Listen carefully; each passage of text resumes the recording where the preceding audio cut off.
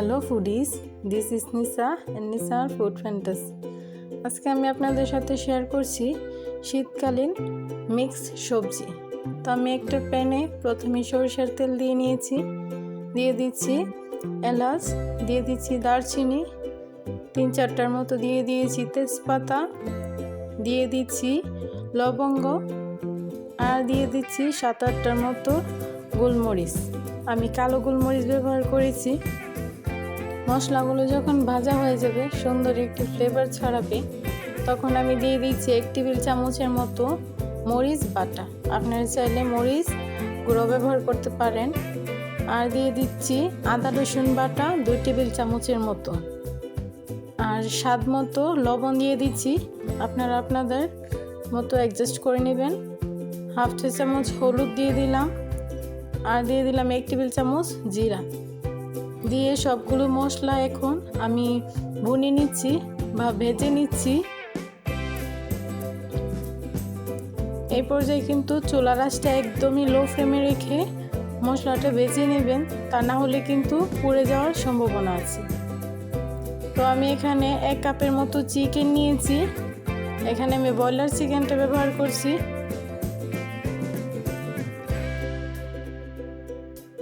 মশলার সঙ্গে আমি ভালো করে চিকেনটা মিশিয়ে নিচ্ছি। এই পর্যায়ে আমি দিয়ে দিব 1 কাপের মতো বুটের ডাল। আমি 1 ঘন্টার মতো আগেই ভিজিয়ে নিয়েছিলাম, ভালো করে ধুয়ে ক্লিন করে আমি 1 কাপের মতো বুটের ডাল ব্যবহার করছি। যে কোনো মিক্স সবজিতে যদি বুটের ডাল দেওয়া হয় তাহলে টেস্টে কিন্তু অনেক ভালো আসে।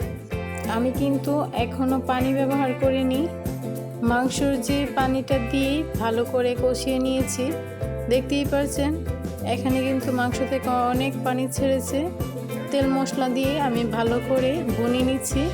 একটু ভালো করে ভুনে বা কষিয়ে নিলে কিন্তু রান্নার টেস্টটা অনেক ভালো আসে। এই পর্যায়ে আমি 1 কাপের মতো পানি অ্যাড করে দিচ্ছি। পানিটা দিয়ে ভালো করে নেড়েচেড়ে মিশিয়ে আমি পানিটা বলক আসা পর্যন্ত অপেক্ষা করব। এখন আমি ঢাকনা দিয়ে ঢেকে দিব পানিটা বলক আসা পর্যন্ত। পানিটা যখন জলের পানিটা যখন বলক চলে আসবে, এই পর্যায়ে আমি সবগুলো সবজি অ্যাড করে দিব। প্রথমে দিয়ে দিলাম 1 কাপ পরিমাণে ফুলকপি, দিয়ে দিচ্ছি 1 কাপ পরিমাণে মিষ্টি কুমড়া, দিয়ে দিচ্ছি 1 কাপ পরিমাণে সিম, আর দিয়ে দিচ্ছি 1 কাপ পরিমাণে পেঁপে।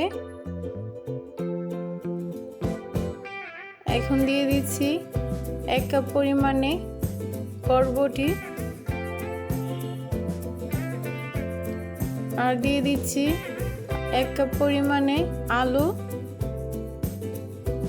আর দিয়ে দিচ্ছি 1 কাপ পরিমাণে গাজর, দিয়ে দিচ্ছি 1 কাপ পরিমাণে মূলা।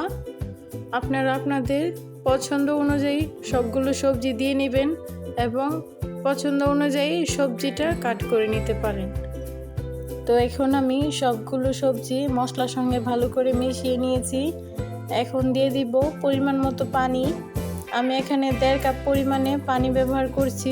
আপনারা আপনাদের পরিমাণ মতো বুঝে পানিটা ব্যবহার করবেন। তো আমি এখন ঢাকনা দিয়ে ঢেকে 10 মিনিটের জন্য রান্না করছি। যখন বলক চলে আসবে, এই পর্যায়ে আমি 1 কাপ পরিমাণে টমেটো আর 4-5টার মতো ফালি করা কাঁচামরিচ দিয়ে দিচ্ছি। দিয়ে আবারও আমি 5 মিনিটের জন্য ঢাকনা দিয়ে ঢেকে রান্না করছি। মনে রাখতে হবে একটু পর পর ঢাকনা উঠিয়ে নেড়ে চেড়ে দিবেন, তা না হলে পুড়ে যেতে পারে বা লেগে যেতে পারে। যদি পুড়ে যায় তাহলে রান্নার টেস্ট কিন্তু একদমই ভালো আসে না। আচ্ছা বলেন তো, শীতকালে যদি একবার সবজি না খাওয়া হয় তাহলে কি ভালো লাগে বলেন তো? এখানে আমি 2 টেবিল চামচের মতো বাদাম বাটা ব্যবহার করছি। বাদামটা দিলে কিন্তু রান্নার টেস্টটা অনেক ভালো আসে। আর দিয়ে দিচ্ছি 1/2 কাপ পরিমাণে লিকুইড দুধ। আমি এখানে পাউডার মিল্ক ব্যবহার করেছি। 2 টেবিল চামচের পাউডার দুধ দিয়ে পানির সঙ্গে মিশিয়ে ব্যবহার করছি। যদি বিয়ে বাড়ির স্টাইলে সবজি খেতে চান অবশ্যই কিন্তু দুধ আর বাদাম বাটা স্কিপ করা যাবে না। আচ্ছা এখন বলবেন বিয়ে বাড়িতে তো এভাবে সবজি রান্না করে কিন্তু গ্রামে যদি আপনারা কেউ বিয়ে অনুষ্ঠান খান অবশ্যই জানবেন যে এভাবে গ্রামেতে পাঁচমিশালি সবজি রান্না করে। দেখতেই পাচ্ছেন আমার সবজিটা কিন্তু হয়ে গিয়েছে। এরপর যে আমি চুলা থেকে নামিয়ে নিব। চুলা থেকে নামিয়ে সবজিতে একটা ফোড়ন দিব। ফোড়ন দেওয়ার জন্য আমি একটা প্যানে সরিষার তেল দিয়ে নিচ্ছি। আপনারা যে কোনো তেল দিয়ে রান্নাটা করে নিতে পারেন। তো প্রথমে আমি 4টার মতো শুকনা মরিচ দিয়ে দিচ্ছি হাফ চামচের মতো জিরা, আর দিয়ে দিচ্ছি হাফ চামচের মতো পাঁচফোড়ন। আর এখানে আমি 2 কোয়া বড় সাইজের রসুন আর 2টা পেঁয়াজ দিয়েছি। এই পর্যায়ে আমি ভালো করে ভেজে নিচ্ছি। যখন পেঁয়াজে ব্রাউন কালার চলে আসবে তখন আমি সবজিতে ফোড়নটা ঢেলে নিচ্ছি। এই পর্যায়ে আমার রান্নাটা কিন্তু অলমোস্ট ডান।